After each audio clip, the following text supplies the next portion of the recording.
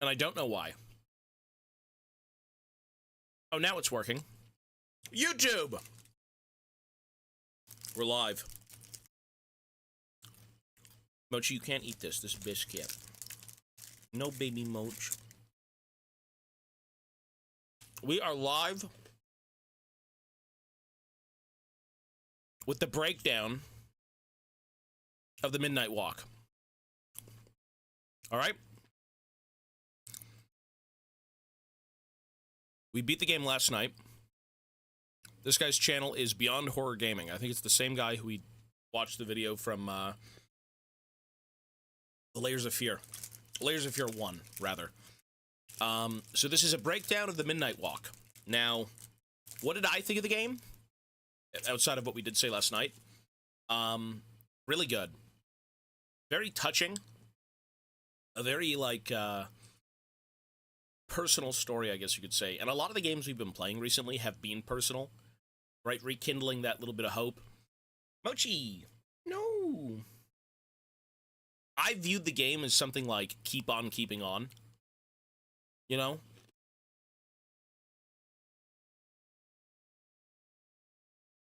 Your own little mental midnight walk. Back to somewhere hopeful.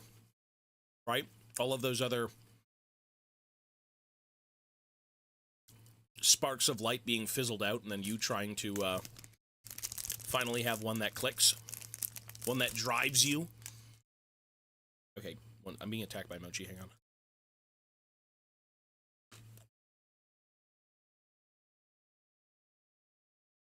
Now, what I viewed the game as was something a little bit more metaphorical, where everything had meant something, but not in the literal sense, as in everything was kind of this imaginary place. You know, all of these things being representations of something elsewhere. I actually kind of don't think in a way that was the case. I think this whole land was, like, legit. The big monsters, the sun being taken away, the Coal Town killing the girl. These aren't just, like, lessons that someone is dealing with. It's just the world that they were in. That's at least how I viewed it at the very end. You know, instead of, like, Layers of Fear being someone's consciousness, right? Someone's brain and memories and them trying to navigate their own trauma. I think this really was kind of like a grounded story in their own little world, right? With Potboy, with Housey, with all that stuff. And it was good. It was very tight-knit. It was very, I compared it to almost something like, what was it? The Outer Wilds, where it's a very touching, almost human story, you know?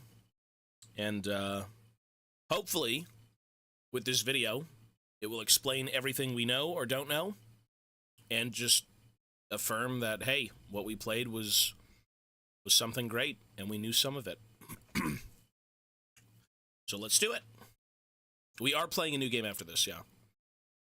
These are movies known for their clay-built worlds with stop motion and that unmistakable Tim Burton DNA.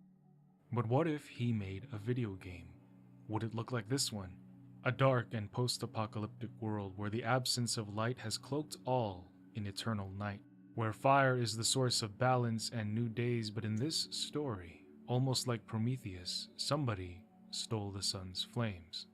Now all that is left is this abyssal land with ravenous monsters that consume any source of fire and light that they can find.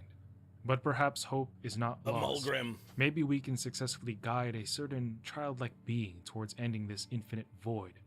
However, what if this journey isn't so... It kind of reminded me of Dark Souls as well, where you have to, like, rekindle the flame or move on with things. Not in the same vein, where, like, rekindling the flame is bad. In this case, it's good. But it's an interesting thing for sure. Simple. What would you do if you had to walk the same path? Tonight, we will be going through the story together. Remember, this is a story explained, not a lore video. There is a difference. With me, you get answers and a journey. If this content is for you, hitting the like button means I can keep giving you more. But since you're still here, you're coming with me on The Midnight Walk. The Midnight Walk. No, the art style was great. After the end of the world, the Burnt One woke from a deep slumber. Dark Souls. Broken, deaf, and blinded.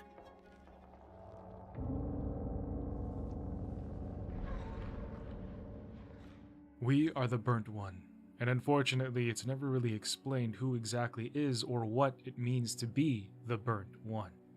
I think we're just another Burnt One, another Hollow, another unchosen chosen one. It could have been anyone. It may have been many ones, but tonight, it's me. Pushing out of the coffin in a blurry haze as deafened sounds press against our ears, we step towards the only light we can make out. Eyes to sharpen our image, ears to clear our resonance as we set forth on this dreamlike. I almost forgot that you actually had to piece yourself together. I thought this was all some sort of like, you know, you're a burnt one. You have no passion, no drive. You're exhausted. You're burnt out. And you're trying to rekindle that spark of hope in your life. That's how I viewed it initially. It's very Dark Souls. It appears as if the mountains are watching me. Well, the trees jut there's up a bigger like purpose in Dark Souls, silhouettes, but soft, strange, and still. In the sky. The sky feels less like night and more like remnants of a far-gone memory. Coming up to a locked door, we discover that closing our eyes plunges us into darkness, with only red cinders swirling about and the whispers of voices converging and echoing in on one location, where the key was. Opening the door, we walk forth, but as we do, the laughing cackle of a dark bird would welcome us before disappearing, floating away like the burnt ashes of a storybook. Who was this menacing demon? The dark path wound throughout the forest, and the silent night cast an oppressive blanket. okay, this might not be the right video. One sec. Fire for war. This explains their aversion to fire and why they chant mine. No, it's fine. It's fine. Since you're still here, we walk forward against the box and tossing it onto the log against the box station. But there, in the short distance, was a box. A tool to shove the dim gloom away. What was Grabbing with all the match, matches, though? Striking it against the box and tossing it you know onto what? the logs. We seemed, how I viewed this though again, maybe this seems to be some sort of like little whimsical land, right? Because when you play the game, you end up seeing a lot of things such as big shoes, human-sized shoes, right? Shoes that are infinitely bigger than yours. And even when, it almost feels like you're inside an art project, and that's kind of what got me thinking, like, this is some sort of metaphorical thing where, like, the creator is kind of trying to find his groove again. He's trying to find his inspiration, and these are all of his dried out ideas, taking the midnight walk to their final destination, where maybe that one thing will spark hope again and say, oh, that's initially what I thought it was.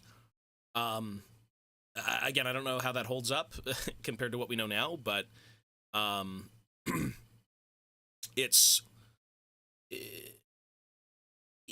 certainly ambiguous for a reason, right? Like, are you actually these small little creatures, or is everything just kind of this like twisted, weird world? There's even instances where you look outside in the house and you see a bunch of like stars hanging from the sky, but all of them are kind of on string, you know, which again, it's almost like an art project. Everything here is some sort of like weird, whimsical little creature, and they're meant to be brought to life through imagination.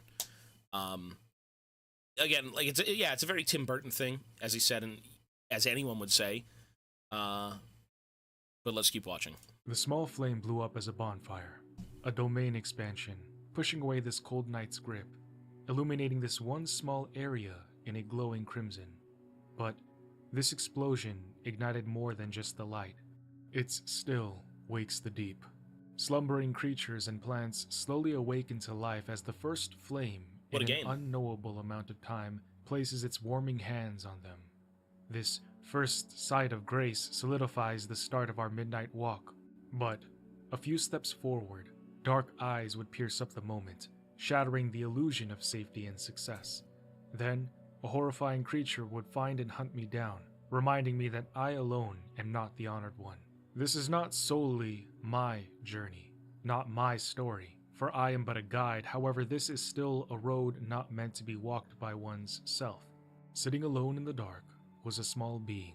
Its body was shaped like a weathered clay pot worn down by time. The eyes were heavy, half-lidded, as if they'd seen too much and decided to stop reacting. A faded This handle guy. curled off the side of its head, Pot and in the boy. center of its chest, a swirl of orange glowed faintly. It was steady. The fire within him hadn't gone out. It was waiting for someone to come and ignite it. This is our purpose.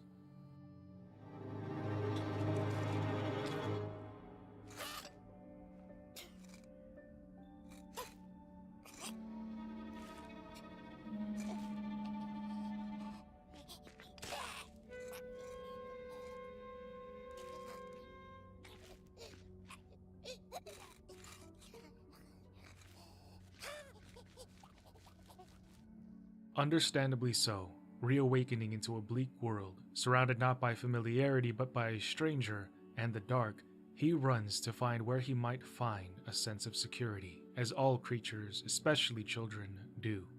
Hiding under the hanging moons and clouds inside of a can. Yeah, the see, little- that's a weird thing too. The hanging moons and clouds. It's. I don't know, man. Even when you get to see like the clay figures during the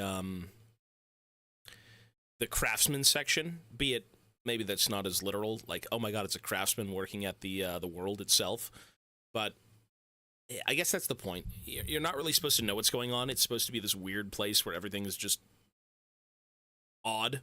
flame needs surreal. convincing that we are not a threat. I'd like to say there's a reason, but I don't know.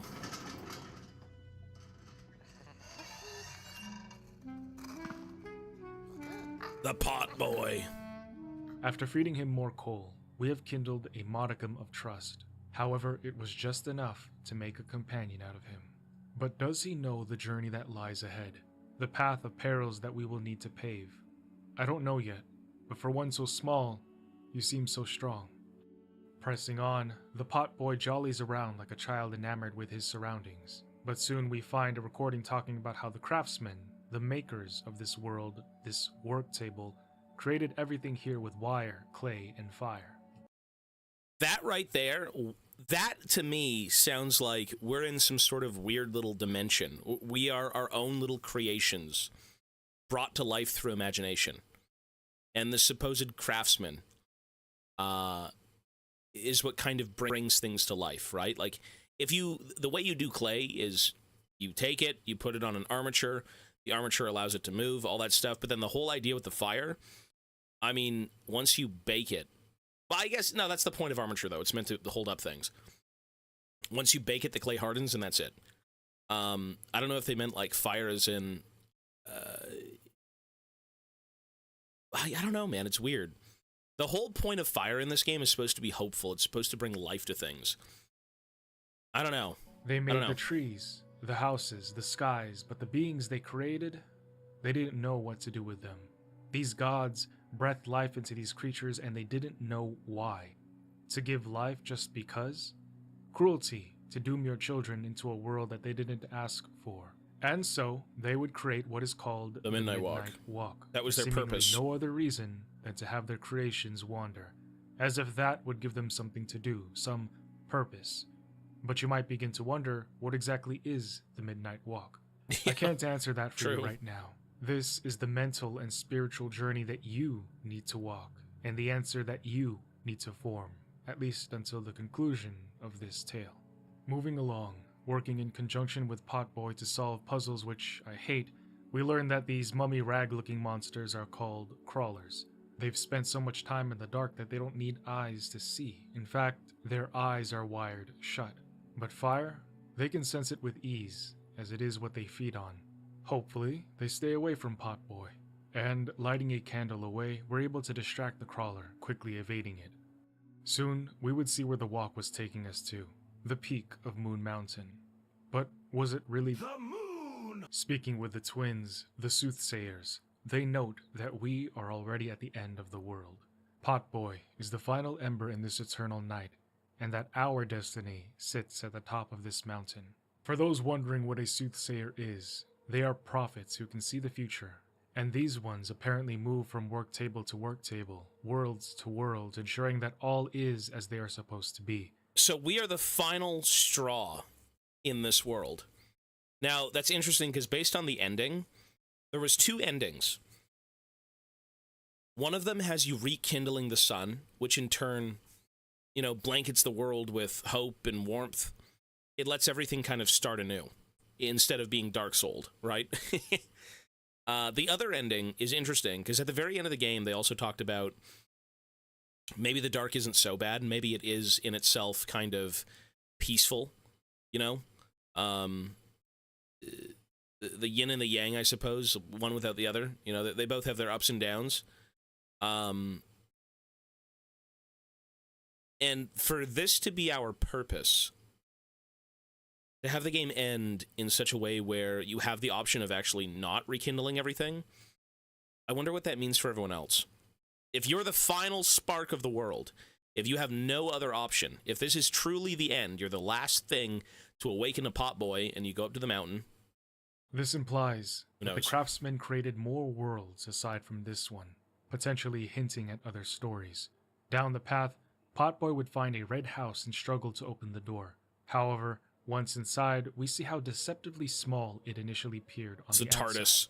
This cozy home was Housie, our wandering house. Inside was filled with pictures somebody had drawn before, probably of their adventures. There were also items, recordings, a clock, and even a projector. Watching it, we learn about one known as the Merkle. But before we can... That's a good point that he actually made. When I saw the art in the house, so the Housie is the Merkle's house that went missing. It just wandered off and found a new friend. The Merkle was someone who basically tried to track who stole the sun. That was her mission. She tried to figure out what happened to the sun. I never figured that out. But that's a nice little detail, though, in hindsight, where, like, this was her home, and she took that adventure through the world, and then maybe saw the crawlers, maybe saw, what's his name? The Mulgrim, and then also kind of documented that. Like, that's cool. That's a nice Housie, little touch. our wandering house. Inside was filled with Yeah. pictures somebody had drawn before, probably of their adventures. It could be. There yeah. were also items, recordings, a clock, and even a projector. Watching it, we learn about one known as the Merkle. But before we can learn more about her, we have more world to explore. Stepping back into the night, we watch Housie get up and stretch its legs to join us on our I haven't dark rated it yet, adventure. no. After I said at least like hiding an and 8, though, escaping but from the I think it's treacherous correct, but crawlers we'll see. once more, Oh, God.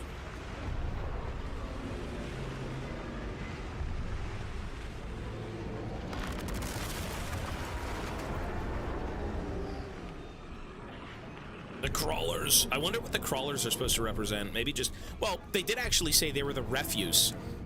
The crawlers were like the refuse that were thrown under the table or some shit like that. They were thrown to the side after everything else was done. And even they had a life of their own type of deal. I believe that's we what they helped said. bridge the gap, allowing Housie to cross. But the crawlers weren't the only creatures lurking in the dark, because atop of this cliff was something with big blue eyes and sharp teeth. This thing was for the foreboding Mulgrim. adversary, one I would not want to meet. Snoring several paces away was a creature in a pointed hat. With the bonfire lit, this cowboy wakes up. Fire? Hey, I'd almost forgotten how it felt. And salutations, Burnt One. Fancy meeting one of your kind here. Him saying that confirms that I am not the Burnt One, but a Burnt One. Potboy, sitting in front of the campfire like he's hearing a story being told, listens as the being talks about how the Midnight Walk has a mind of its own, like it's an entity almost. Something that we walk, yes, but also something that teaches us as well. Mid-sentence, he gets distracted by Housie. They know each other, and he asks Potboy if he knows Housie ran away from its owners, and how it's been waiting for new ones to come by. Moving on, we get blocked by the darkness again. Its oppressive walls and its eyes are striking a primal fear within us, but after throwing a lit match into the well, it responds by giving us a key. Is the dark our friend? See, that's the interesting thing. Like, that's kind of where the ending... So I initially thought when I beat this game... I don't want to keep talking about the end of the game, because we're not at the end of the game in terms of this video. We beat the game, though. But they almost make you feel like accepting the dark at the end is a bad thing, instead of rekindling the sun. And all throughout the game, the darkness wasn't necessarily a bad entity. It was just something that watched you. You know, bad things lived in the dark, but that doesn't necessarily make the dark bad itself. I wonder how many people actually went for that second ending instead of the first one that I chose as well. Why is it helping us? Silvio, Entering the next nobody. tale, we find heads that condescend us for having arms and legs, saying how uncivilized we are for having bodies. Whatever village this is, they would rather have no bodies than some bodies, but why body shame us? This one even tells me to get bent. Approaching a giant's head, its voice booms down on us. What is this? A somebody approaches Nobodyville? So No dumb. wretched limbs, an affront to nobodiness. He tells us to bugger off unless we can light all of these candles. But without a certain lever, we can't do it. Soon, however, we would find a head who really likes a particular stick. It's his favorite stick. Oh, sticks. I love sticks. I can't get enough of them. But this one is the best by far. Oh, I love it so much. Oh, I'm gonna keep it forever and ever. It's gonna be on my tombstone. I love it. I found this stick and I'm keeping it. My stick! Give it back! Well, Lighting this the was candles, just stupid, the head yeah. talks about But it how was they funny. haven't been lit since an event called the Great Beheading, and that since fire is back, maybe we can help them with the Mulgrim problem. Walking up to the Council of Heads, they want us to leave, fearing that we might burn them or hurt them in some way. They really don't like having anybody in here. While they ramble, Potboy and I meander over to the guillotine, reenacting the Great Beheading. Pressing on, setting fire to the pit, we watch the light glaze onto their eyes as they are left in awe.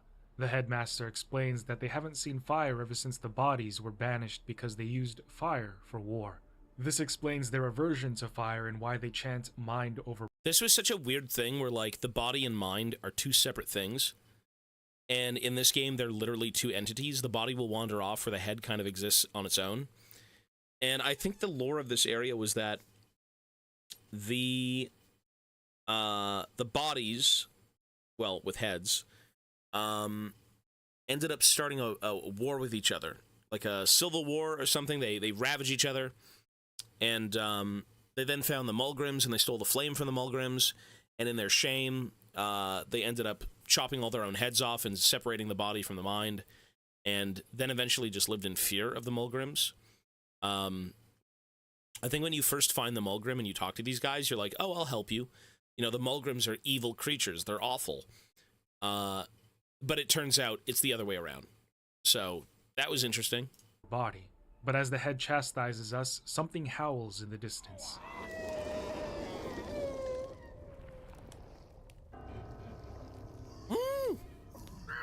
The Mulgrim. I thought it was a fucking bird. What is that thing even supposed to be? I thought it was a bird.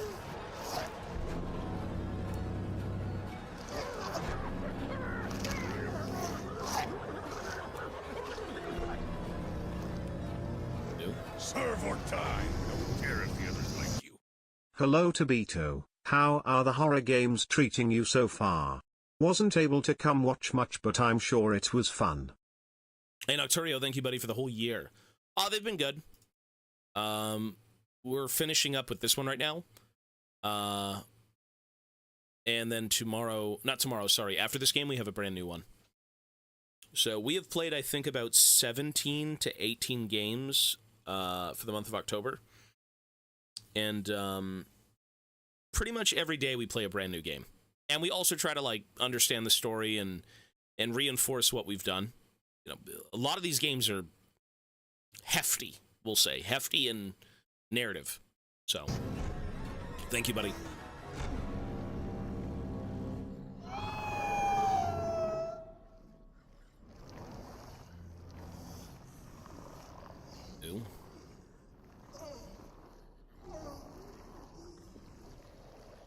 The Mulgrim.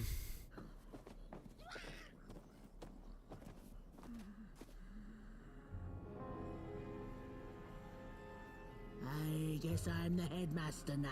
There's a lot of like stupid tongue-in-cheek stuff in this too. It's fun. It doesn't take itself seriously, which is good. Called the Mulgrim. Recently, she has become bold, moving ever closer to Nobodyville. You should help us get rid of her. Nobodyville. Yes, get rid of her. Tame her. Just make it stop. And by the power The headmaster, suddenly vested in me, I will shall grant you passage through our fair Nobodyville. Here, take this. Blech. Well, now we know what the Mulgrim is. Heading on to exterminate it, she actually gets to us first. But right as she's about to eat me, Potboy sacrifices himself without hesitation by flinging fire at it. She turns to him, and he's terrified, so he tries to run away, but then she captures him and slithers off. After fighting more crawlers, we catch up with her and Potboy to find out why she's so angry.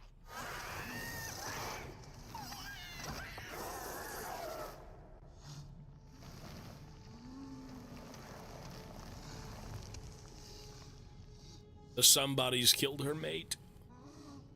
I actually kind of felt sad for this thing. This is kind of sad, man. I know it's absolutely disgusting looking, but when I saw this, I was like, damn, that's sad. Like, actually sad. I can relate. I love my wife, and I would wail and be angry at the world too if she left. Because of this newfound understanding, I decide that we don't have to give her death. Instead, we can give her some semblance of peace. Finding a headless body deeper in, it explains that I need to find the shards of the Mulgrim's cauldron in order to ignite the cleansing fire, giving her the serenity. And what made it even worse is that the Mulgrim were like peaceful creatures. They supposedly brought forth like fungus and all these different things. They were basically a force of nature, and mankind destroyed them, of course, as they always do. Which makes it even worse. It's out her wrath. The puzzles and runarounds weren't easy. And the Mulgrim herself hunting us into holes didn't make it any easier.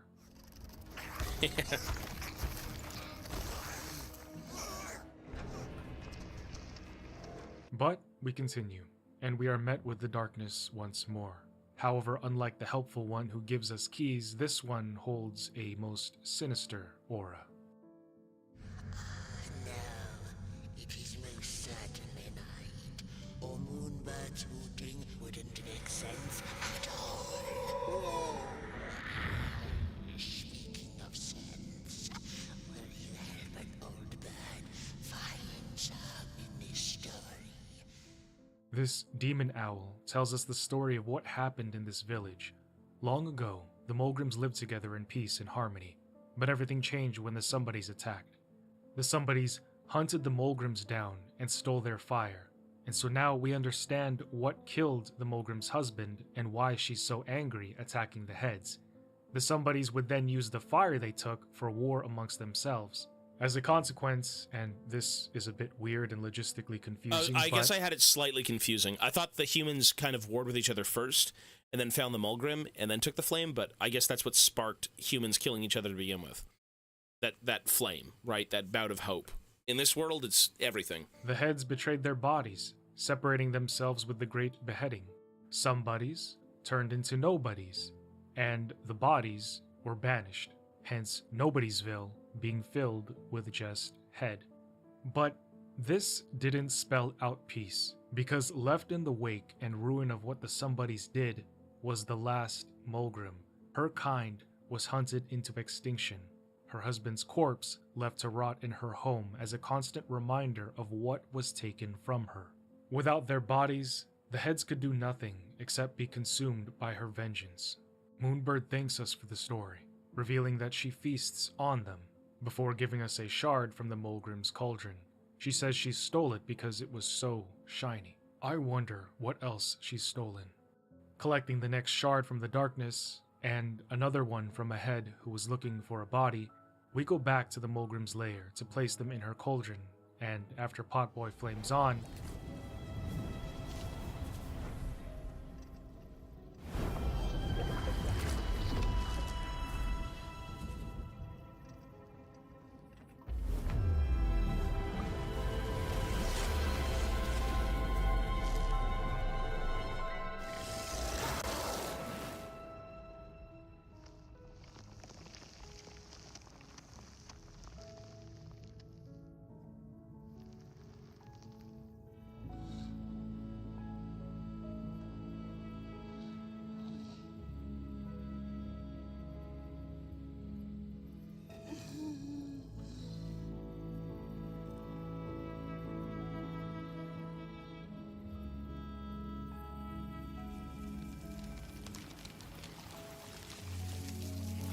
I got the flame ending.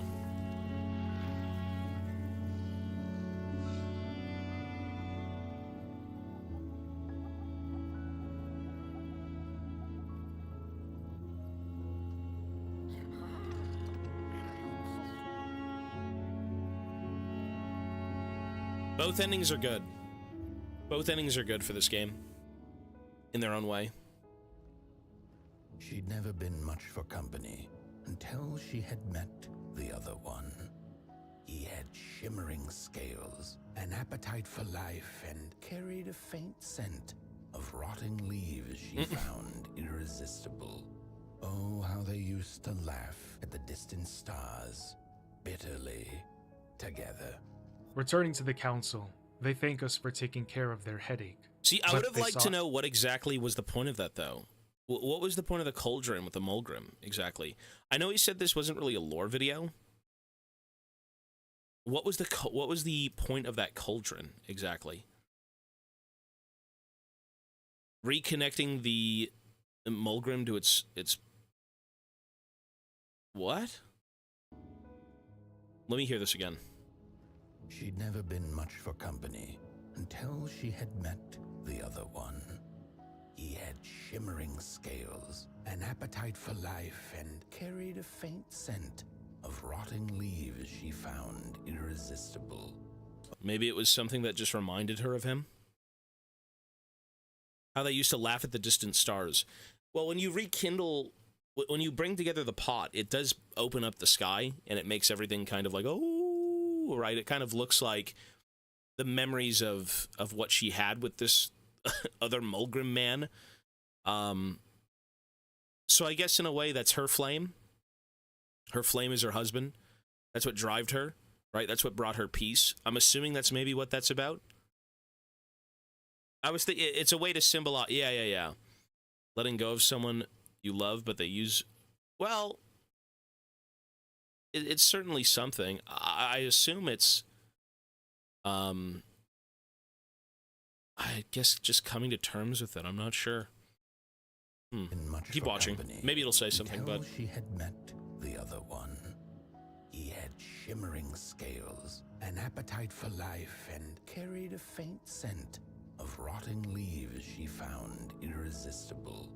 Oh, how they used to laugh at the distant stars, bitterly, together. Returning to the council, they thank us for taking care of their headache. But they saw our accomplishment as an example that the mind and body can still work in unison to achieve much, and because of this, they decide to let their bodies return from exile. With our work here complete, we head out. Meeting the pointed hat cowboy again, I have to wonder. before I continue, I just want to look something up.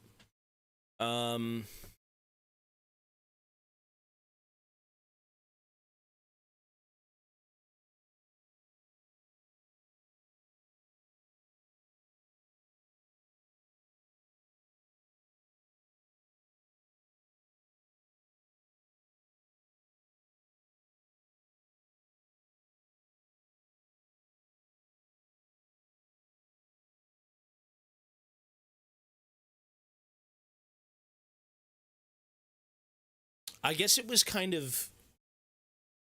I guess it was just connecting her to her husband. Bringing her fire back, right? Connecting the pieces of the pot and then giving her some sort of closure, possibly, instead of her kind of wallowing on her husband's passing.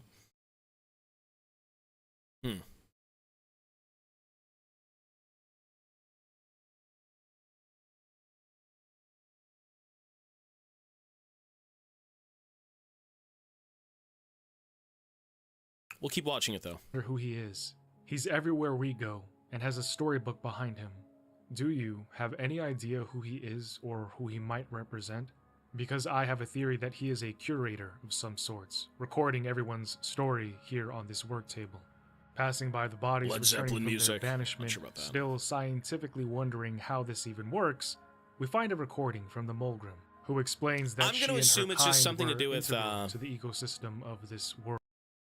I'm just going to say it probably has something to do with, again, finding your spark. What kind of drives you, right? I think the Mulgrim was the husband. The craftsman was the daughter.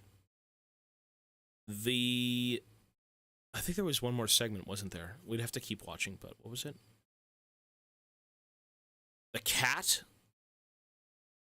The girl who got killed for taking all those matches? Again, it's... Maybe there might have been a better video. Let me just take a look really quickly to see if there might be something else that kind of explains things a little bit more if someone had come up with it.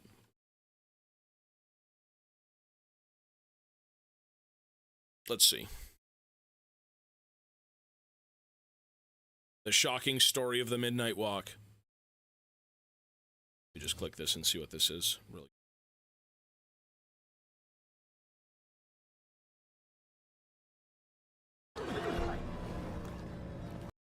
And you can light up things from smog. With one shard down and 2 more to go, the stars as the Malgrim returns to look at the cauldron, now once again brimming with light. The dead male Malgrim now disappears into ash, and the female one is finally able to move on from her grief. I think that's exactly what that was then. That's what we just said. It was a way for her to process her husband's passing instead of wallowing with his corpse around, right? Because maybe they probably had stayed around that cauldron together, and it kind of just fell dark when the somebodies took the stuff, right? Took the fire. Shimmering scale. Guess I'm... I would say that's exactly what that was. We could keep watching this, sure.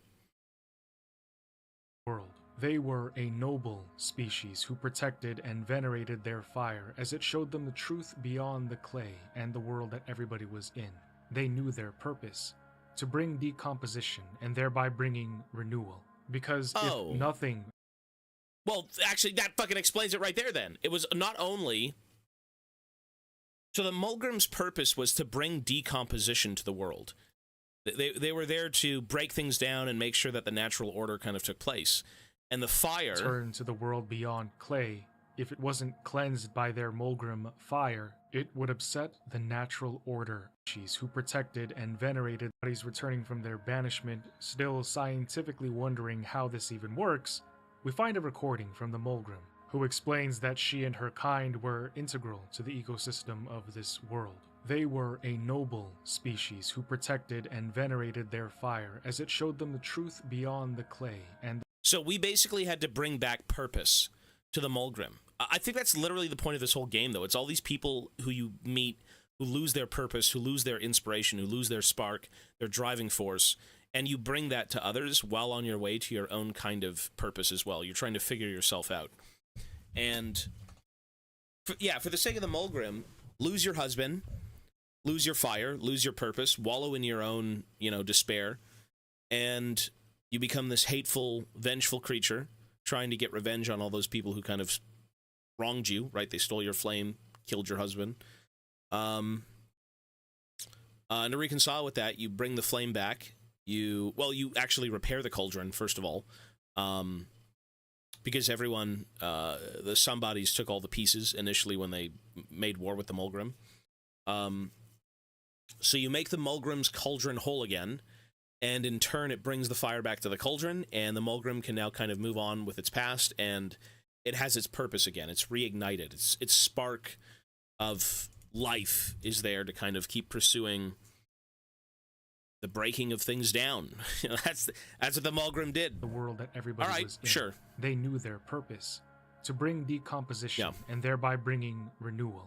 Because if nothing could return to the world beyond clay, if it wasn't cleansed by their Mulgrim fire, it would upset the natural order of things. Which is exactly what happened here. Nobody, nothing could return. Nothing new could be made. Everything was just frozen in death. Up ahead, Potboy would find one of his kind, only to be greeted with sorrow.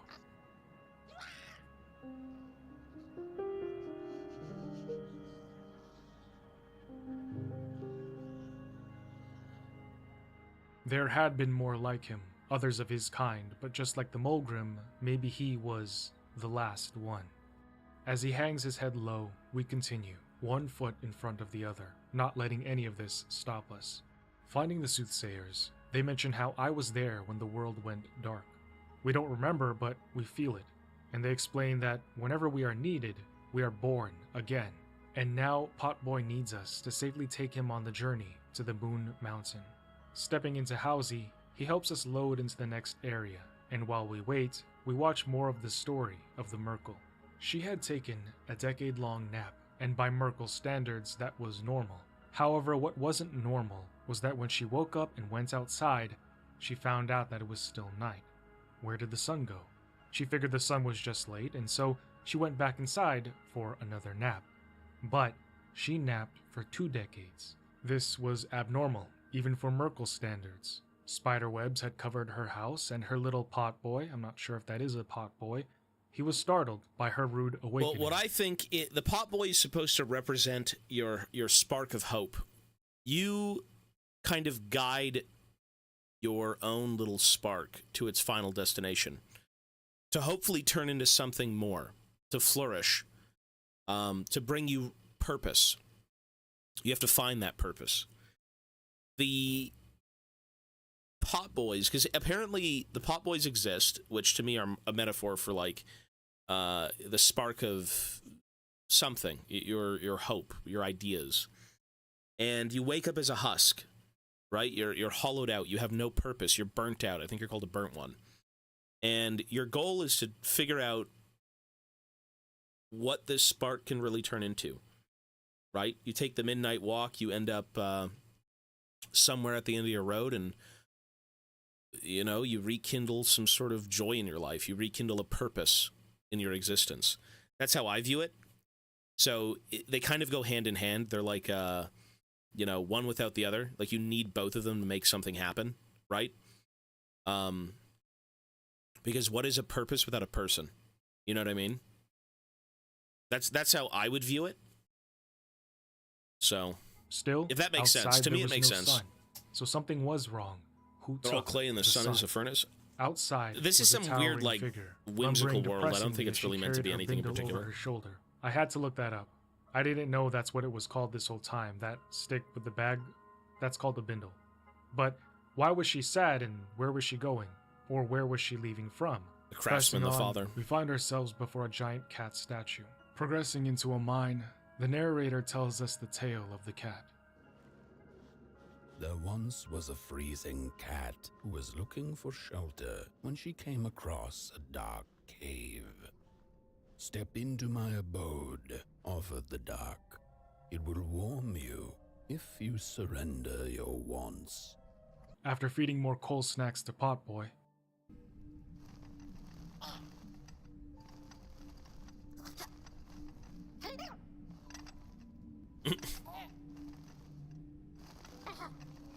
I don't think I saw him dance. we head deeper into the dark mines until we uncover the origins of the crawlers through a recording. A maker. I don't know if the craftsman and this maker are the same entities, but a maker took this quote-unquote creative spark from the dark without offering anything in return. And as you know by now, in order to receive from the dark, you first need to give to the dark. In our journey, we've been giving the dark fire, but the maker in this recording didn't give any fire. He never did. So this maker made all of these lands, and he would eventually try to create people, the first ones to inhabit this world. He wanted people to admire his creations, but because the maker continued to take and take and take and never give, the dark itself corrupted his clay. As a consequence, the maker didn't make people. Instead, he created the crawlers. These abominations with voracious appetites for fire who suffer endlessly for the sins of their parent. Later, finding a clay sculpture of the moon bird, I swear to God I heard it differently. Is born again. I gotta listen to that again. What? I heard that differently during the story. I think there was more text regarding what they were made of. Or maybe it was when I found their little collectible and I read that. That's what I got from that, but I guess that might have not been the same thing. From the dark, you first need to give to the dark. In our journey, we've been giving the dark fire. But the maker in this recording didn't give any fire. He never did. So this maker made all of these lands, and he would eventually try to create people, the first ones to inhabit this world. He wanted people to admire his creations, but because the maker continued to take and take and take and never give, the dark itself corrupted his clay. As a consequence, the maker didn't make people. Instead, he created the crawlers. These abominations with voracious appetites for fire who suffer endlessly for the sins of their parent. Later, finding a clay sculpture of the moon bird, we Okay. see that this entity is born again every time the sun dies. How many times has the sun died? This cyclical pattern of death and rebirth tied to the sun, it does kind of resemble the idea of Ragnarok in Norse mythology. Moonhood, the studio behind the Midnight Walk, is based in Sweden, so maybe that is a little nod to the celestial mythos.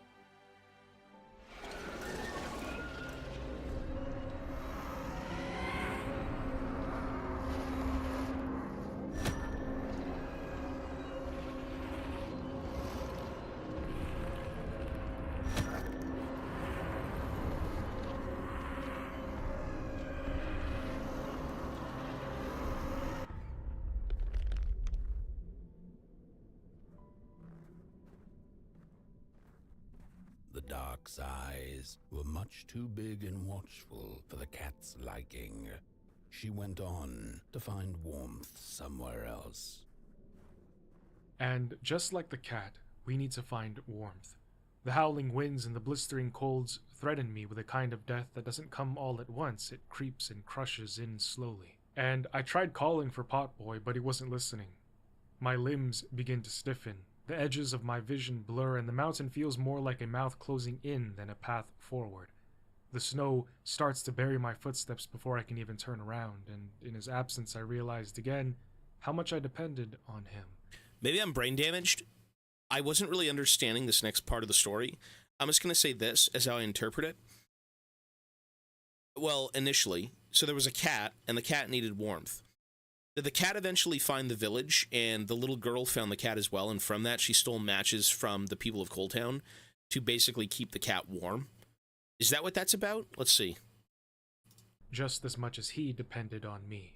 Resurrected and greeted by my little ball of fire and clay, he keeps the ice away from me, even as the vortex of wind and ice tries to stop me in my tracks. And can we just stop for a moment to admire the orchestrated music and how it seamlessly blends melodically during this section? The music in this game was really good, though, for real. The presentation of this game is top-notch. It's super, super good.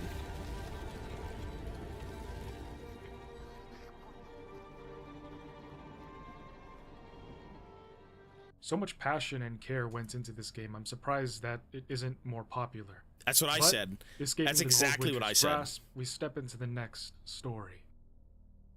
Then the cat saw it.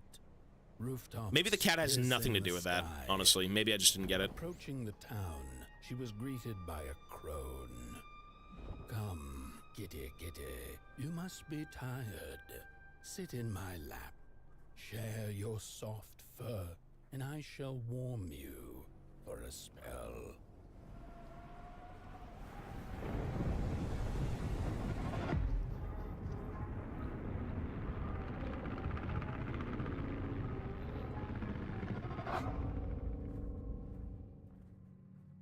Potboy seems entranced by the darkness. Finding the map to this area, Coalhaven, it's time to uncover what happened here. Offering fire to the pit of darkness, it gives us a key in exchange, allowing us to progress into the mining town.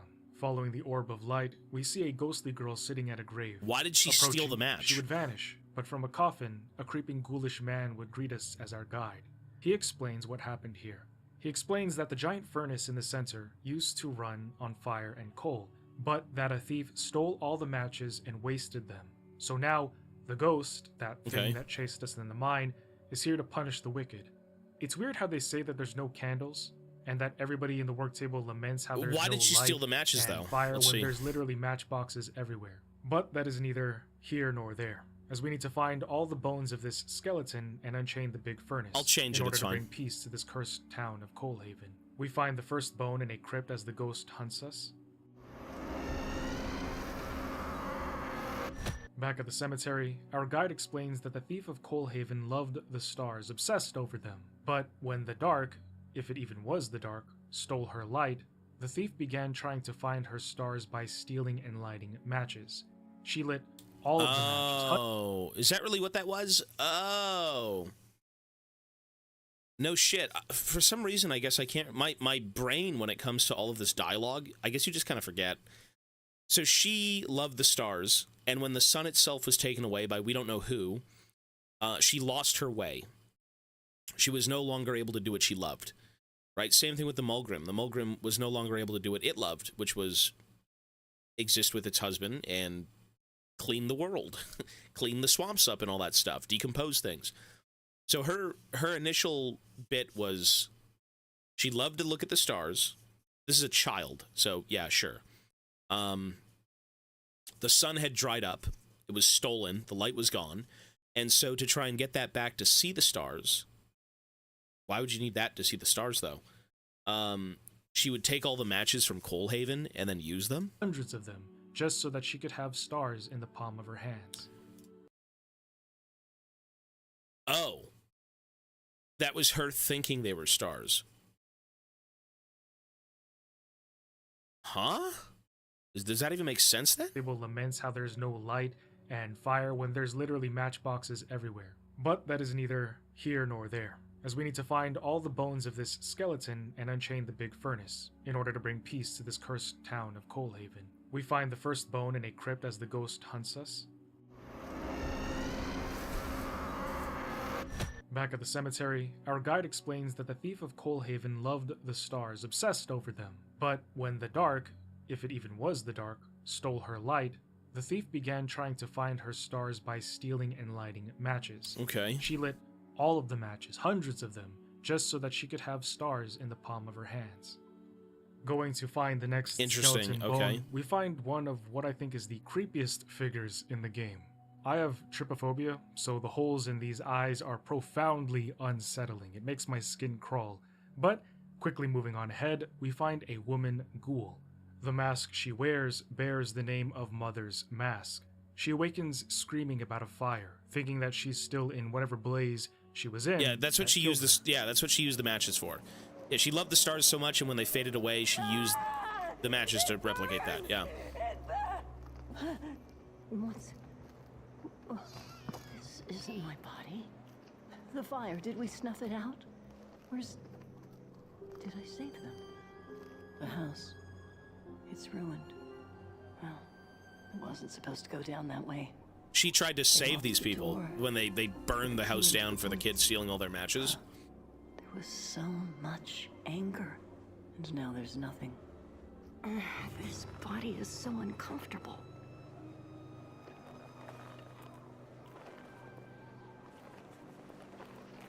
Shark, thank you, buddy, for the 25.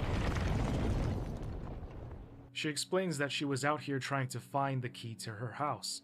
However, it was in the woods, and there was a monster. Of course, we need to go find the key, so we head into the woods and we end up entering the crawler's lair, where for now they are snoring and sound asleep. I'll just change it after. Trying our best to sneak on by without making so much as a crunching sound in the snow, we find the key nested deep inside of the cavern. But right when I take it, the crawlers wake up. They rush to get me, and running past all these crawler eggs as they try to break out of their shells, we narrowly escape. Relieved and moving forward, we find another clay figurine that extends the history of the This is what I crawlers. thought they were. Yeah, made with the corrupted clay from underneath the work table. That's what I thought. It was like the refuse, the crap that went down there. Namely that they are always hungry because they owe a fire debt to the dark itself. Finding the mother again, she tells me to hurry and open the door to her home. However, once we do, we find something that breaks her heart, devouring her will to exist anymore. The corpse of her husband, holding the thief's arm in his hand. He was burnt to death in this house. That's the daughter. And then frozen into place. At the sight of her beloved, the mother wails her heart out. But it is in here that we find a recording. That's fucked up. While listening to it, I turned around to see that she disappeared. But the recording talks about how the town was trying to find ways to save the furnace. But that's when their daughter bursts into the house, frantically trying to warn her mother and father that they are coming. Her parents want to know what's in her hand. It's just a match.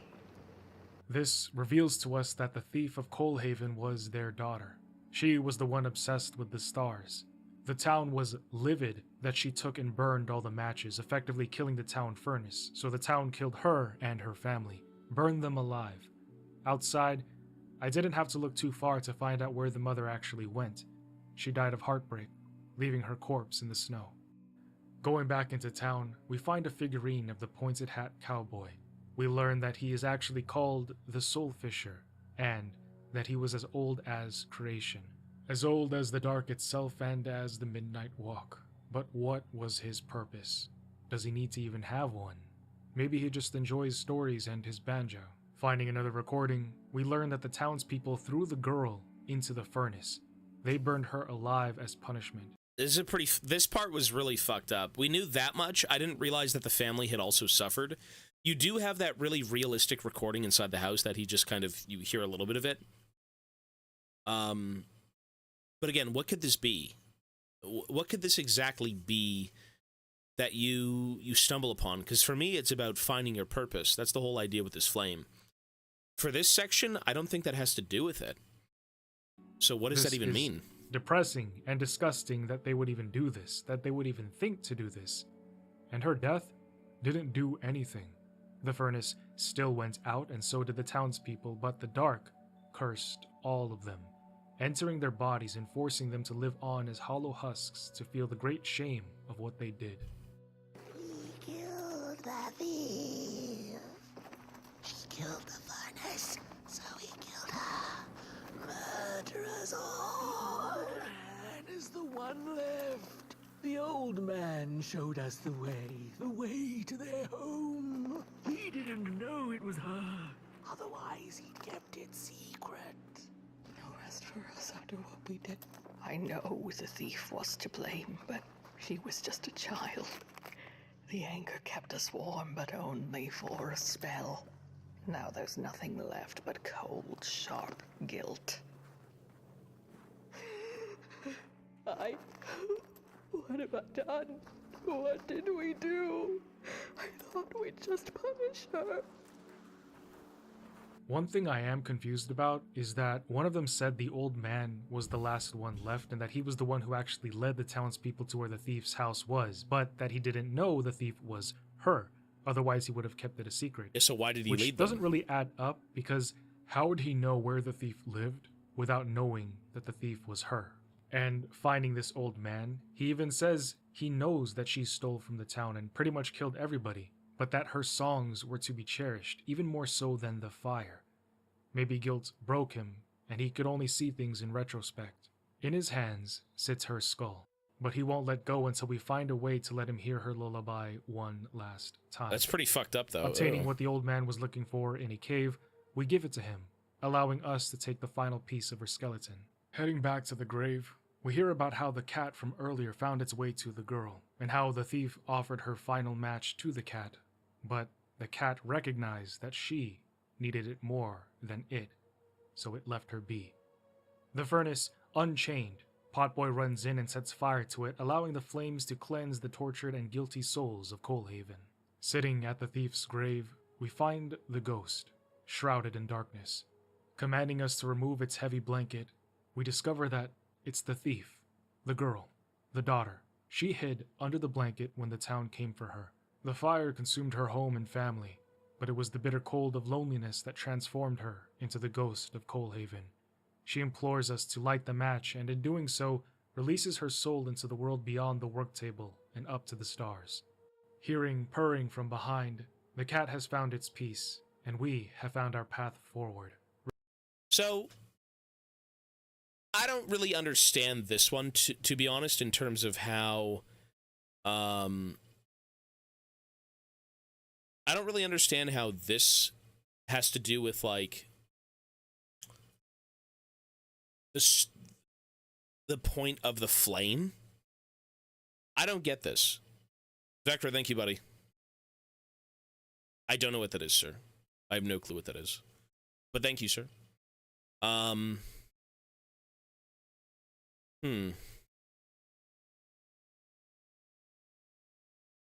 So what does this story mean, though, at the end of it all? A fucked up group of people basically stole a child's youth, stole her fire, stole her fun. The fire cleanses the evil, but that, like, as a tale, the theme of this game, from what I've gathered, is about reigniting a spark, reigniting your hope, your little will to live, your purpose. I guess we bring this girl back together and we make her whole, and that's it? Oh, gotcha. Post that stuff in Discord, man. We can't watch that right now. Post it in Discord.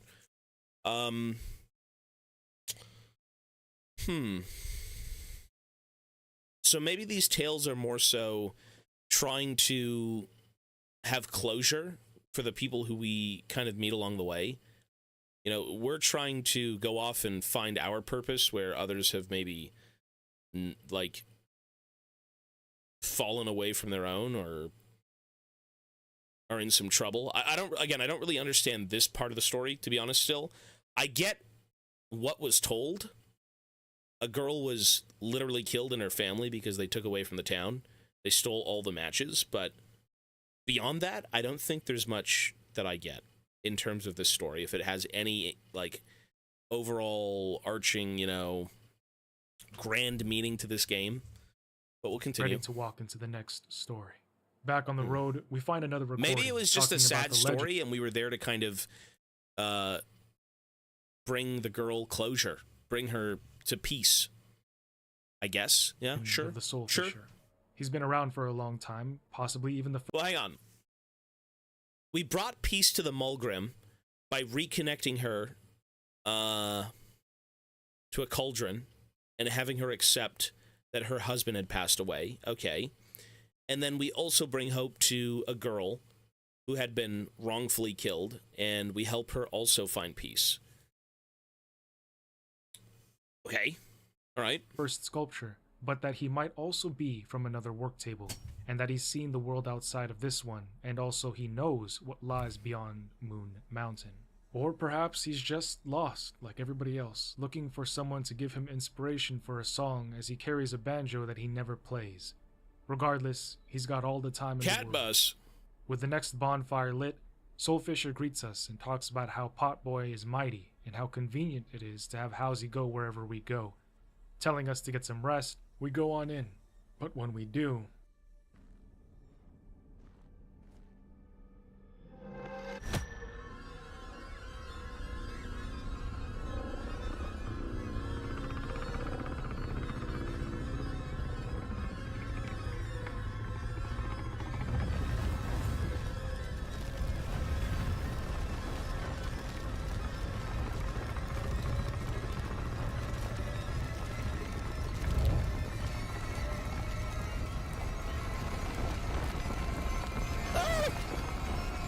Hi, Mochi.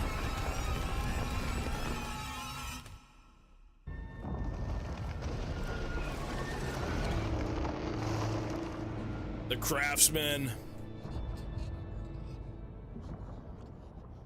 So this was the tale of waiting for us. The daughter who defied her father. Feast, and why did the raging fires envelop? Where did the Soul Fisher go? And who took Housie? So many questions, some with answers, some with none. Opening our next book, it's time to enter the tale of the Craftsman's heart. And it is here that we would meet our first Grinner. Initially, it doesn't do anything, but sticking around long enough,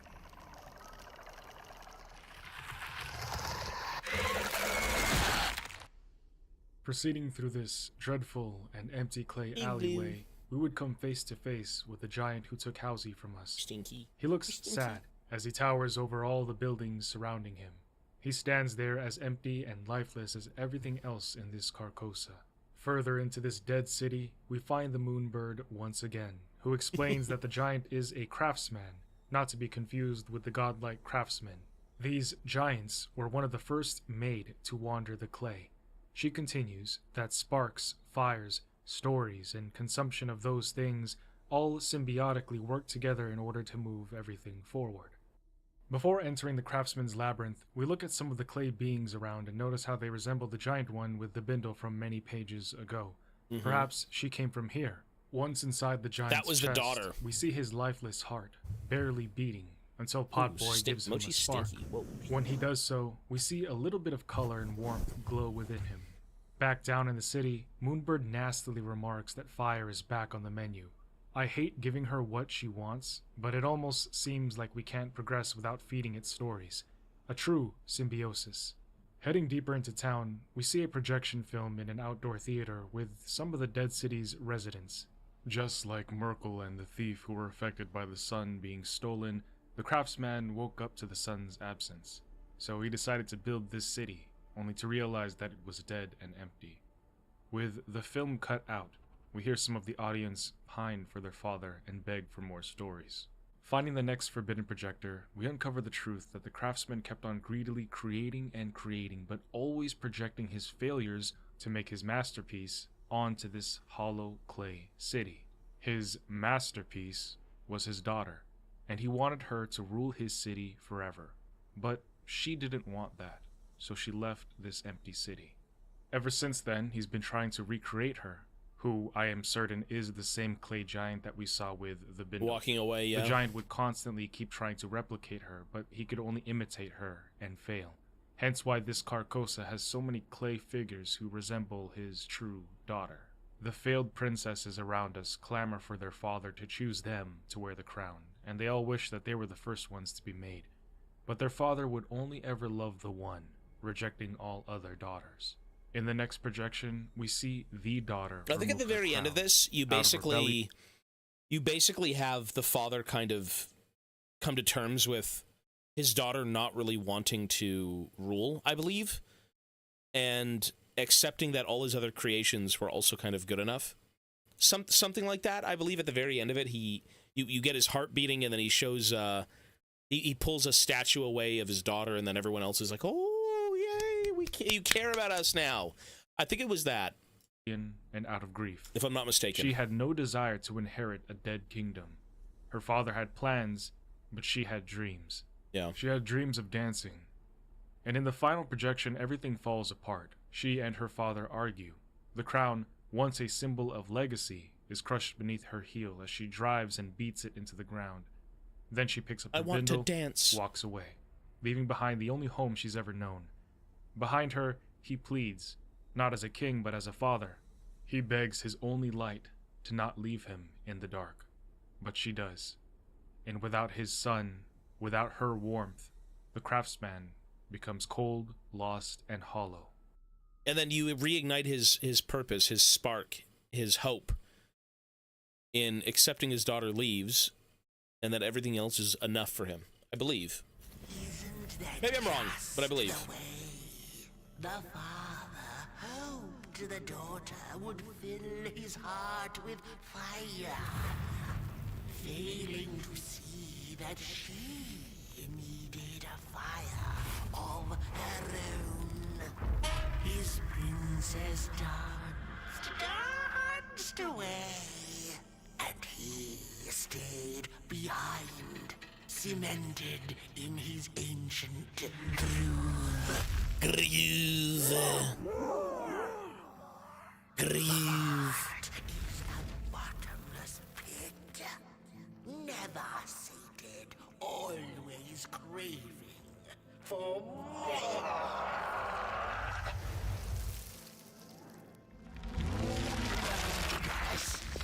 Enough. Keep on walking the midnight walkman. Don't run. All the way to your infernal doom. She will be there to gobble up the embers.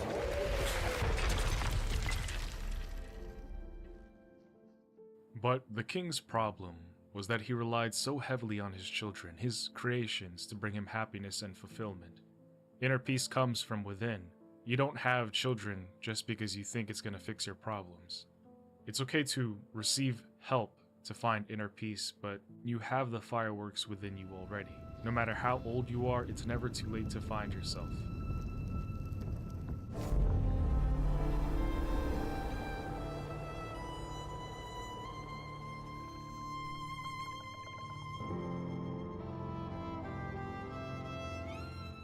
Soon the king would realize this. Removing the statue of his daughter from the city, he would finally acknowledge his other creations. Giving us back Halsey, the giant himself would pick up his bindle and set off on his midnight walk. How do you make such perfect sculpture? Or maybe he never found his purpose. Maybe, yeah, so you reignite his heart, and just like his daughter went away from him to go find her own little purpose, he's now going to go wander off to find his own as well, his own little midnight walk. Right, so his daughter, he thought his daughter was kind of his hope, his end goal. I guess it wasn't.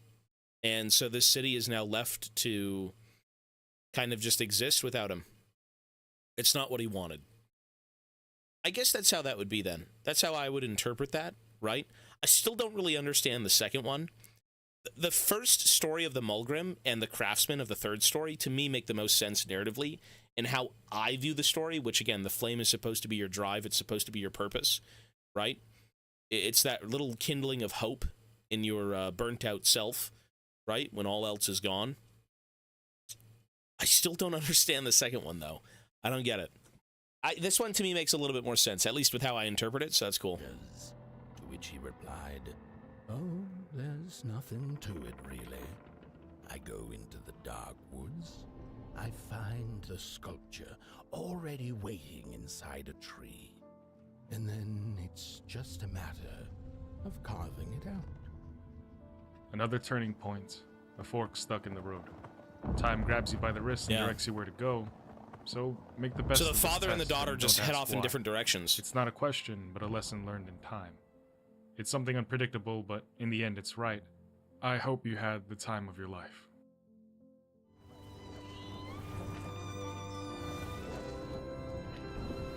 No, Halsey! Oh, God. Fucking killed him. No! This was sad. This was sad. The Mulgrim and this was pretty sad. Bro actually just murdered the house. The child, upset and guilty for killing his friend, ran off. To have such power, to be able to bring life and death, cursed and blessed, his understandably childlike propensity to have a little bit too much fun, unaware of the potential consequences, and his lack of control caused him to just give up. Dropping his mind into the dark, he chose to stop feeling. But this tiny flame had a destination, a reason for being, and a purpose. So, reigniting his flame, trying to show him that even when we make mistakes, we need to keep going. We don't get to just sit there in the dark, isolating ourselves and pushing the world away. When one falls, not if, when one falls, we continue. And tomorrow comes. Keep on keeping on. So placing his shard back, he rises, confused, but immediately remembers what he's done and rages off into the distance. If he could cry, tears would be streaming across his clay face and fall into the floor behind him.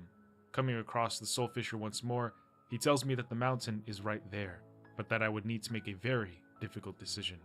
Moving on, we come across the Merkle. I don't know if it's the same one from the films, but it is. It's the same Hot Merkle. Boy is with her. She talks to him about her sister and how she still exchanges letters with her. Oi, you're the caretaker of this little fireball? What were you thinking, letting him run off? Don't you know how precious he is? Oh, yes you are. A real sunbeam.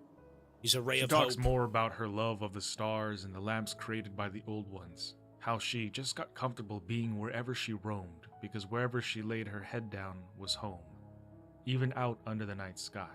But then she talks about a house that she used to have that got tired of settling down in one spot.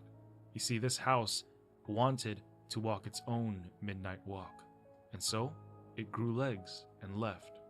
Merkle says its name was Halsey, and she's glad that it likely had so many adventures. But this reminds I guess that would be if you love it, let it go type of deal, right? The house itself had a purpose. It wanted to wander off and do its own thing. You know, not be bound to somebody else, not be bound by someone else's fire. You know, because we all want different things in life. And at the end of it all, you know, you do have to kind of have that little spark. You have to pursue that in which you want. had So many adventures. I still think it's With a this pretty touching reminder story of for how sure. He plunges Potboy into despair, and as a consequence, he leaves. Before I follow, Merkel tells me that the little flame is my home, and that if I follow him and I keep him safe, I will always be in the right place. That is my purpose. Catching up with Potboy, the darkness shatters the silence and pulls us into the abyss. And it's here, suspended in the void, that the question rises: what is the dark? It doesn't answer directly, because there is no single answer. Instead, it shows us echoes, fragments of past stories, chapters in our adventures, lessons buried in the shadow.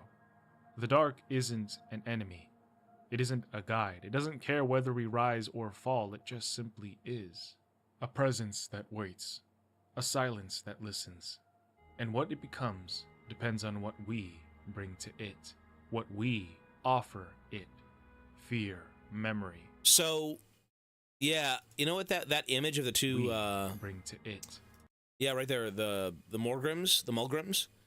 I guess that really was it, right? They both danced around the fire, and that fire had since been taken, so anything to bring them back together, I suppose, right? And make amends? Sure. What we offer. That answers it. Cool. Fear, memory, hope, grief. The dark doesn't choose. We do. Nearing the edge of the work table, at the base of Moon Mountain, we speak with the soothsayers one final time. They tell us Potboy is nearing the end of his life, but with his final flame, he could reignite the sun, and if he succeeds, he'll return home, into the sun itself. Before we take that in, a monster interrupts. It comes out of nowhere, breaking through the moments like a blade through cloth.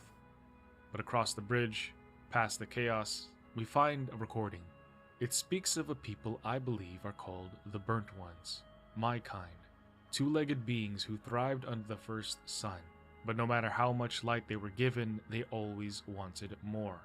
And so they tried to capture it, cage it, whatever that means. In response to this, the Maker moved the sun out of reach, maybe to Moon Mountain. Left in the darkness, the Burnt Ones created their own light.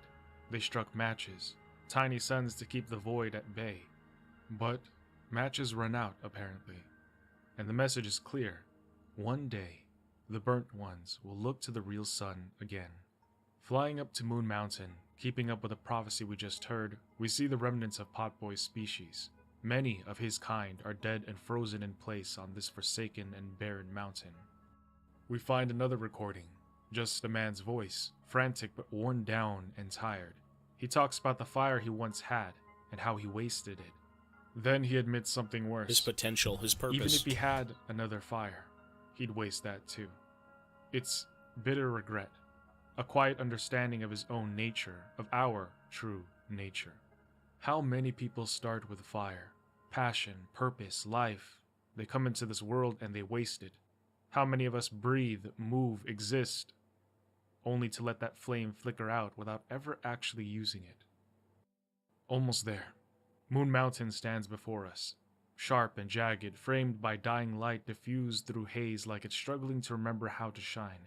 A massive black orb floats at its peak, like a wound carved into the sky. The air is thick with dust, and yet reverence still hangs.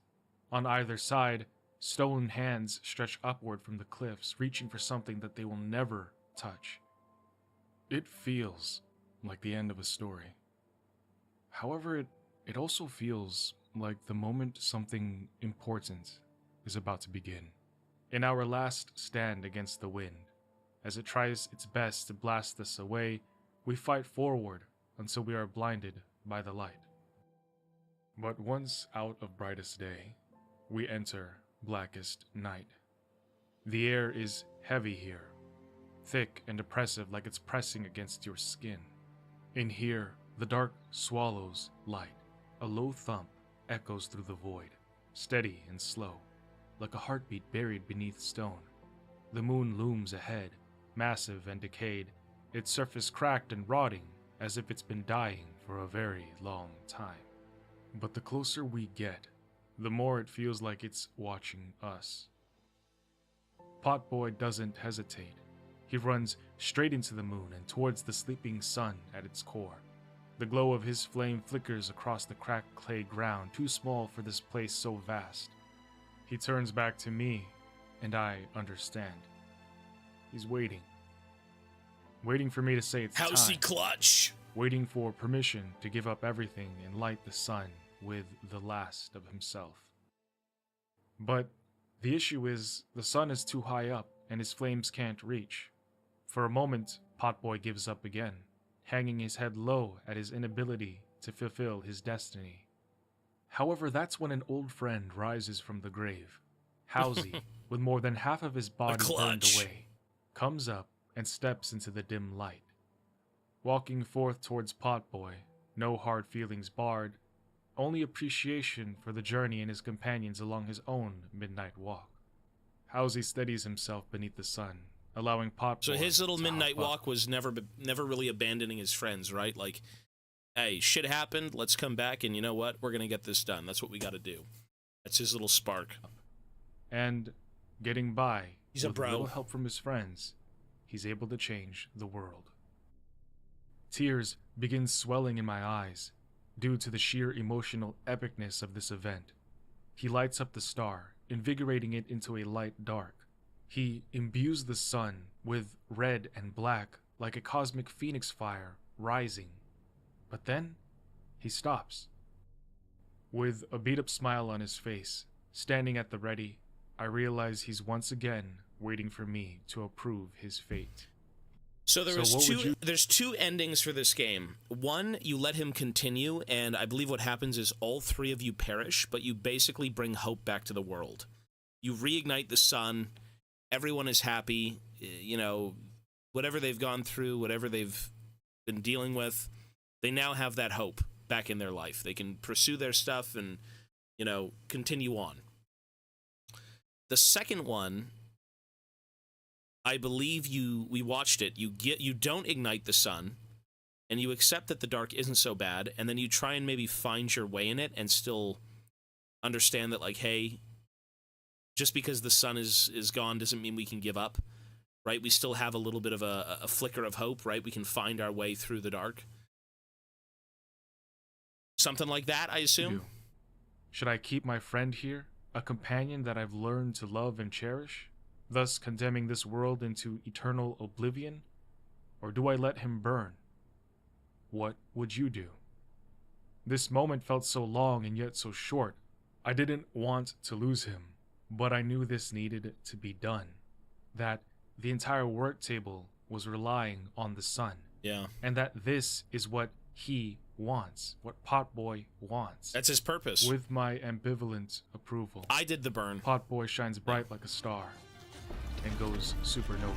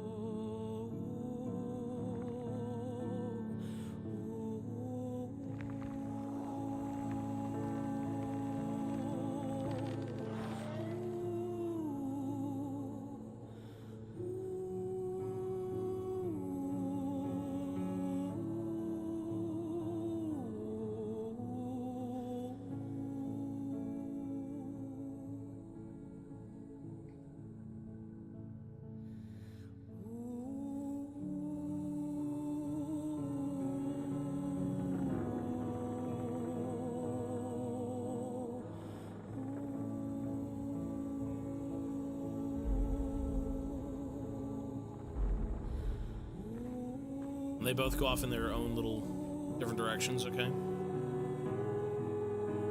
Their own midnight walk. Finding one's purpose. What drives you to keep on going? What fulfills you?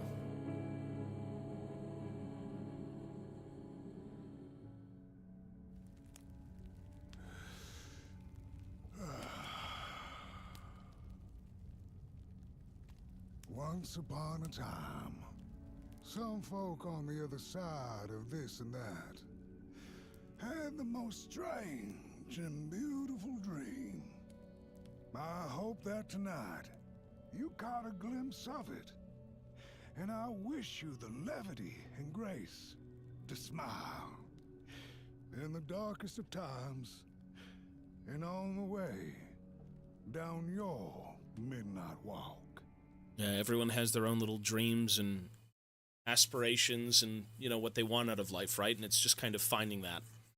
Not giving up and really just enjoying your time here. That's how I viewed the story, honestly.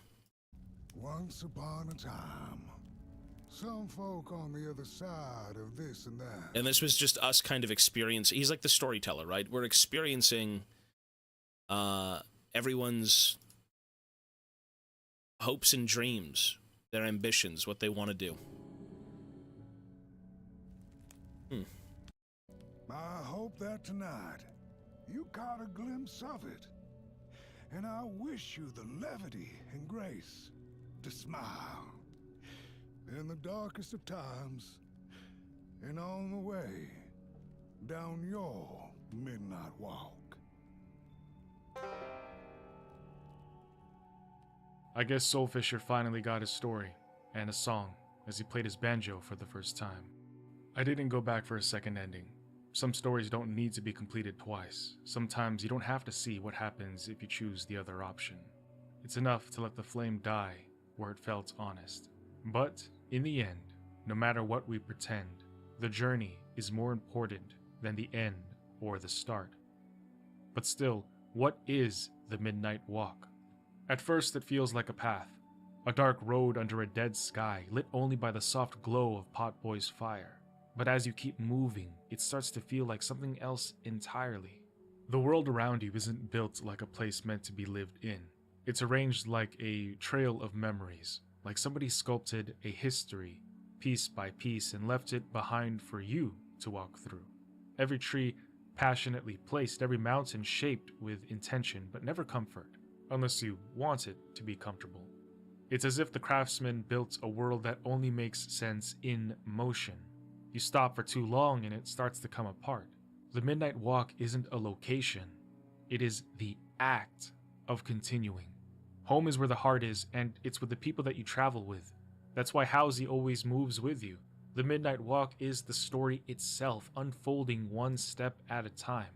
A purpose handed to beings that were never given one, but instead told to forge their own purposes in life, in a world where there are no answers, where existential dread and the realization that nothing matters can easily consume you. Keep on keeping on. But just like in real life, you have a choice. Yep. You just need to decide to keep going, to continue, to just do it, to make your dreams come true and just do it.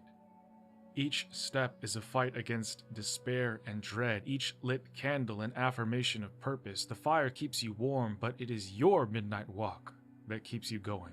And maybe it's by design or maybe it's by accident, but that is probably what the craftsman intended. To make something that would keep their creations from noticing that they were made without reason. If you like this video... That is, yeah, it's so coded in, like, being human. That's really what this... It is a beautiful story, and it honestly, I think it was... This game probably would have made me cry if it somehow dialed into, like, what the Outer Wilds did. It's very much in the vein of that game. It really is. I think we understood. The only thing I still don't understand is the second story. The first one, the purpose, you know, moving past your husband and, you know, rekindling your own flame and having your cauldron back and all that stuff, your good old times. Great. The craftsman, coming to terms with that his daughter just wants to go off and do her own thing, and that's great. You know, he can now move on with his life and figure that out as well, and he's happy with her. That's great. The second one I still don't really understand. I don't understand the idea of the furnace with the girl who stole all the matches to basically rekindle her own little, like, night sky, right? The stars that she missed when the flame went out. I don't really get how that fits into this, to be honest. It was more of a tragic story, if anything, not one that's, like, moving past guilt or grief.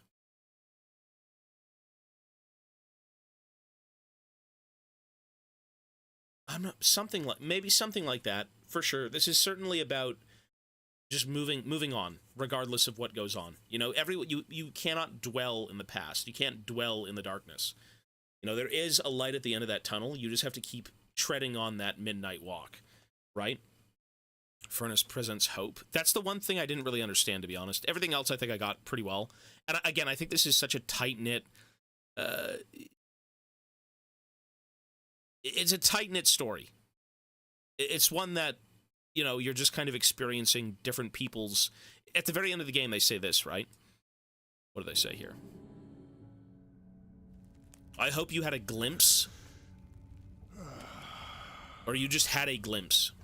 One sec, let's listen to this again. Once upon a time, some folk on the other side of this and that, yeah, had the most strange and beautiful dream. Some folks just wanted something, yep. I hope that tonight you caught a glimpse of it. That's exactly it. Everyone wants something else. Everyone wants and desires something at the end of the day, strange or beautiful, whatever it may be.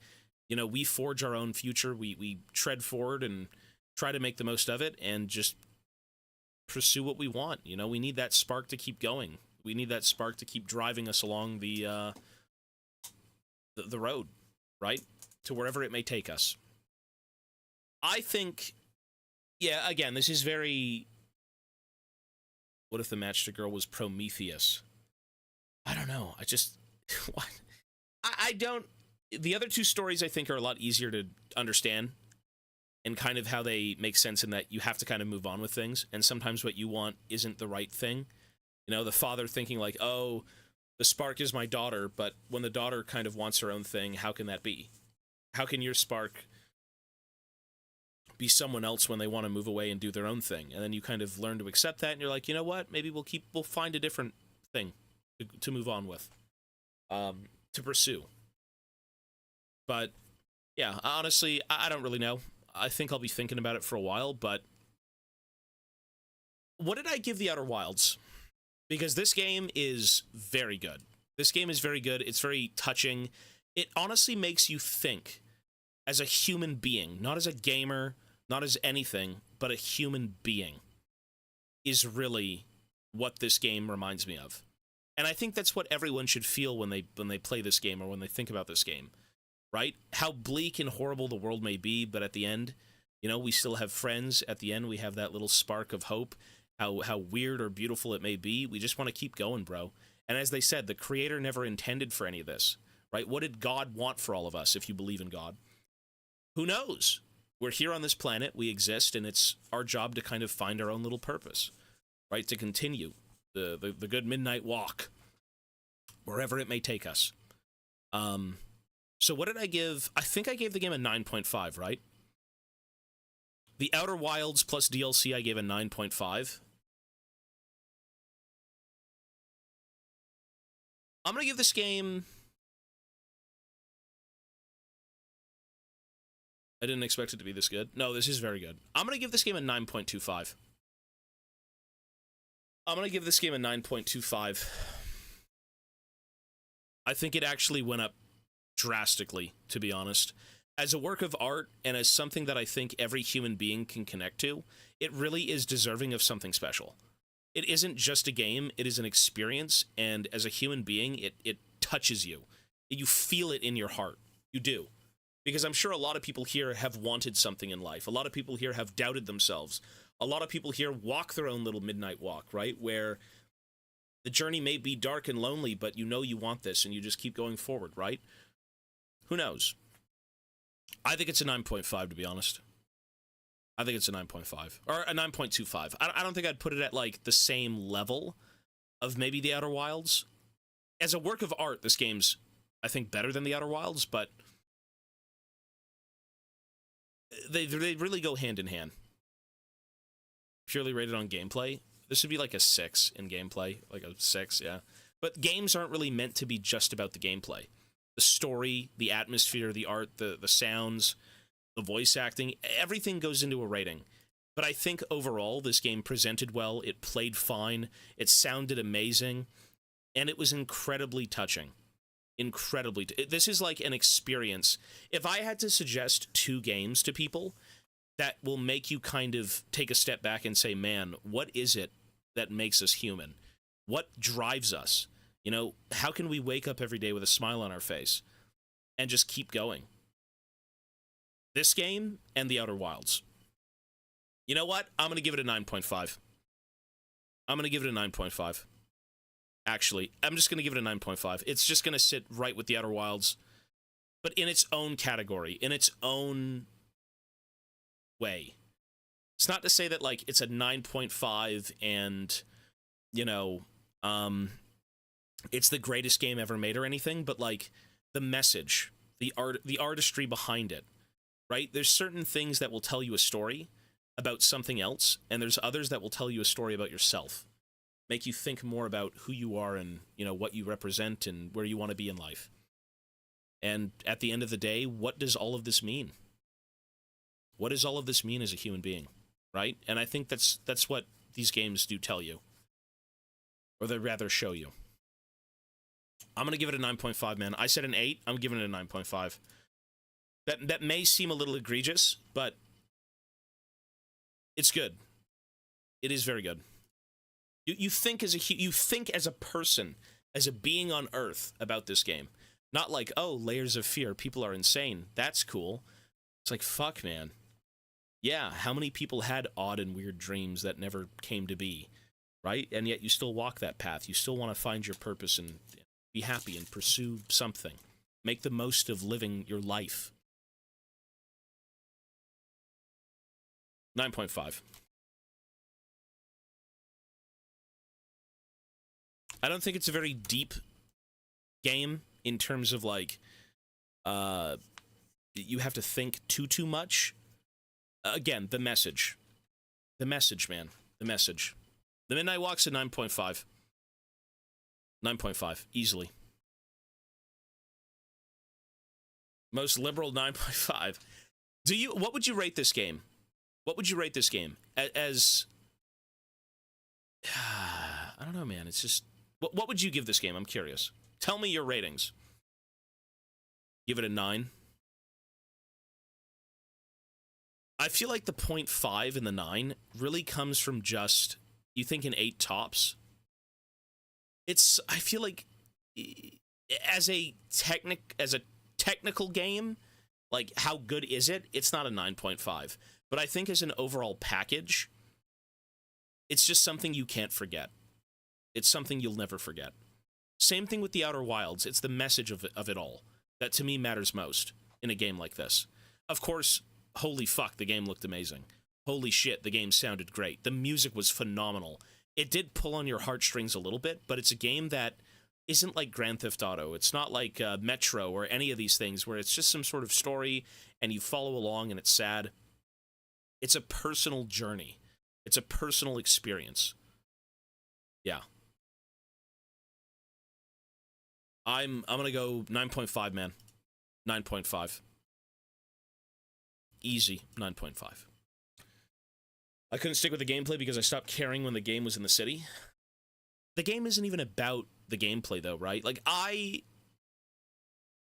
as a game, was it the most fun? No, but so was The Outer Wilds. I think that game dragged on a little bit too much. But by the end of it, everything came together really well. And you're just kind of like, man, that hurts my heart. That'll make me think. Yeah, some games are definitely about the experience, for sure. And that was one of them. 100%. Not being this... Well, you know what? This game was spooky, and it was titled Horror, and it was locked in during the main bout of games. It wasn't even meant for October.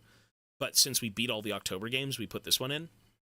Because, again, it's supposed to be scary. But I will always say, if you're a person, just a human being, hey, that's all of us. There's two games in particular. Maybe even Red Dead, I'd kind of lump into that. Maybe even Red Dead Redemption 2. You know, not everyone's a villain, but you can always find, you know, some sort of... even though you might have done things and had gone through things, I'm sure you can do something about that in some capacity. I'm not going to go say, you know, oh, you're a killer. Okay, great. You will, you know, your life's going to turn around and everything's fine. Woo, redemption. But they certainly make you feel things as a person, not as a gamer. But, yeah. No. The Midnight Walk, 9.5. For sure. I got the same feeling playing this game as The Outer Wilds, easily. Although I cried for The Outer Wilds. Fuck, that game killed me. You know what? I'm going to give this game a 9. I'm going to take it back. I can't. It is such a touch. I have to make it lower than The Outer Wilds. I have to make it lower. I have to make 9.25. No, it cannot be 9.25. It's a 9.25. 9.25. Okay, it's a 9.2. I don't want to have it at 9.5 because The Outer Wilds is better at crushing your soul. This game is still amazing. Don't even get me wrong. This game is much more artistically insane than The Outer Wilds is, but like, I mean, fuck, man. The Outer Wilds will make you, it literally made me cry. Like, they really shit on your heartstrings. Like, they pulled every one of them all at once. If you didn't tear up, minus 0.5. Well, it's the fact that a game can touch you so profoundly with making you cry. You're crying at pixels. You feel sad. I'm not to say that anything that makes you sad is amazing, but you feel alive. You know? I'm going to give it a 9.25. Didn't cry bullshit. The thing is, though, there's only very few games that can have that effect. And it's just... it's really well done, if it's the case. It's very, very well done. Who the fuck's gonna cry over pixels? Especially ones that are, you know, locked up in a song or... well, most of the crying came from the songs and what was going on, but... I'll say this. If you can elicit some sort of emotion beyond a feeling, a physical emotion like shudder, or your body's like, ugh, or you cry, or anything like that, in a way, it is a work of art. That is something that I'm sure, you know, there's a reason Red Dead is so praised. Red Dead is all over the place, bro. A game that makes you laugh a lot, I'm sure is awesome, yeah. Humor is subjective. All these different things are subjective. I think for the sake of a joke that, well, for the sake of what The Outer Wilds and The Midnight Walk pose, they're not subjective things. This is something that we all share in as a human being, as a literal, just creature on a journey on this earth. Like, fuck, what are we even here for, right? Like, what is the purpose of all of this? Why do we care about anything? What the fuck is this thing? At the end of the day, who gives a fuck what this is? But, like, again, The Outer Wilds and The Midnight Walk, they tap into that. They really do. They completely tap into what it means to be human, and I guess just what we're here for. What drives us? What is our spark? You know, at the end of all things, I hope we enjoyed our time on this earth together. So, I'm going to say that. 9.25. Yeah. I don't know what you're saying, dude. Anyways, that's going to be it. I'm going to give it a 9.25. I'm going to give it a 9.25. Folks, we will be on soon for YouTube again with Necrophosis. All right? So you guys take care. Be well. I'm going to give it a 9.25, man. I'll leave it 9.25. It'll probably go up by like 0.5 or down by 0.5. So yeah, 9.25. I'd say it's right with The Outer Wilds. Give or take. All right? So YouTube, take care. That is it. And we will be on for Necrophosis the next time you see us. Peace, and be well. There we go.